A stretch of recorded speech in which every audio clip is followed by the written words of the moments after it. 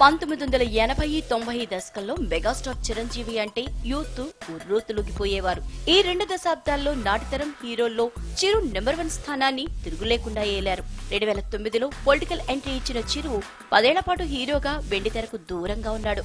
ఈ 10 ఏళ్లలో చిరు, cherry, Magadheera, Bruce Lee సినిమాల్లో తళుక్కున మెరిశాడు. చిరు లాంగ్ గ్యాప్ తో కాలీవుడ్ హిట్ మూవీ కత్తి రీమేక్ గా తెరకెక్కిన ఖైదీ నెంబర్ 150 సినిమాలో హీరోగా రీ ఎంట్రీ ఇస్తున్నాడు. స్టార్ డైరెక్టర్ వివి వినాయక్ డైరెక్షన్ లో తెరకెక్కిన ఈ సినిమా భారీ అంచనాల మధ్య బుధవారం ప్రపంచవ్యాప్తంగా ప్రేక్షకుల ముందుకొచ్చింది. ఈ సినిమా ఎలా ఉందో సమీక్షలో చూద్దాం. ఖైదీని కథగా చెప్పుకుంటే Tamil Kaththi cinema scene to scene దించేశారు.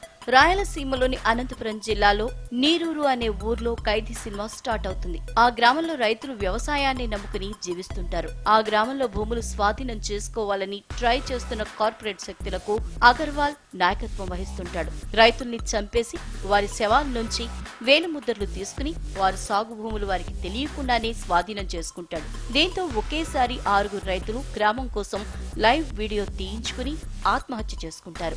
ఆ న్యూస్ తో నీరూరు రైతుల పోరాటం వెలుగులోకి వస్తుంది. ఆ గ్రామానికి చెందిన కొడిదెల శివశంకర ప్రసాద్ అలియాస్ శంకర్ రైతుల తరపున పోరాటం చేస్తుంటాడు. దీంతో శంకర్ నీరూరుకు చెందిన వృద్ధులను హైదరాబాద్ కు తీసుకొచ్చి అక్కడ హైకోర్టులో వారి తరపున పోరాటం చేస్తుంటాడు. ఈ స్టోరీ ఇలా ఉంటే దొంగతనాలు చేసుకునే కత్తి సీను కలకత్తా సెంట్రల్ జైలు నుంచి తప్పించుకుని హైదరాబాద్ వస్తాడు. ఈ క్రమంలో ఓ రోజు రాత్రి యాక్సిడెంట్ లో గాయపడిన శంకర్ ని చూసి షాక్ అవుతాడు. శంకర్ అచ్చం తనలా ఉండటంతో అతని ఆసుపత్రికి తీసుకెళ్లి అక్కడ తన వస్తువుల్ని పెట్టి ఎస్కేప్ అవుతాడు. దీంతో పోలీసులు శంకర్ ని సీను అనుకుని తీసుకువెళ్లి జైల్లో పెడతారు. ఈ క్రమంలో అనుకోకుండా శంకర్ ప్లేస్ లోకి ఎంట్రీ ఇచ్చిన సీను ముందు దొంగగానే ఉన్నా తర్వాత నీరూరు రైతుల సమస్యలు తెలుసుకుని వారి కోసం కార్పొరేట్ అగర్వాల్ తో పోరాడుతుంటాడు. ఈ క్రమంలోనే శ్రీను సుబ్బలక్ష్మిని చూసి ప్రేమలో పడతాడు. మరోవైపు జైలు నుంచి తప్పించుకున్న శంకర్ తన గ్రామ రైతుల కోసం సీను చేస్తున్న పోరాటం చూసి ఏం చేశాడు, ఫైనల్ గా సీను కార్పొరేట్ శక్తుల భరతం ఎలా పట్టాడు, నీరూరు రైతుల సమస్యపై ప్రభుత్వం దిగొచ్చేందుకు సీను ఏం చేశాడు, చివరికి కథ ఎలా ముగిసింది అనేదే ఈ సినిమా స్టోరీ. విశ్లేషణ: ఈ సినిమా కోసం ఎవరూ పెద్దగా రిస్క్ చేయలేదు. తమిళ కత్తి సీన్లను ఇక్కడ జురాక్స్ గా దించేసి మధ్యలో బ్రెమ్మి కామెడీ ఎపిసోడ్ మాత్రమే వాడారు. అయితే అది అంతగా పేలలేదు.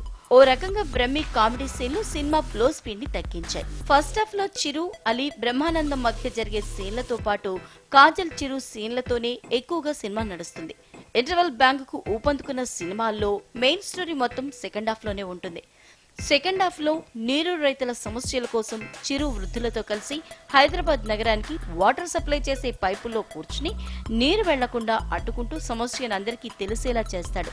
చివరికి శ్రీనుకు బదులుగా శిక్ష అనుభవిస్తున్న శంకర్ జైలు నుంచి ఎంట్రీ ఇవ్వడంతో కథ ఆసక్తికరంగా మారుతుంది.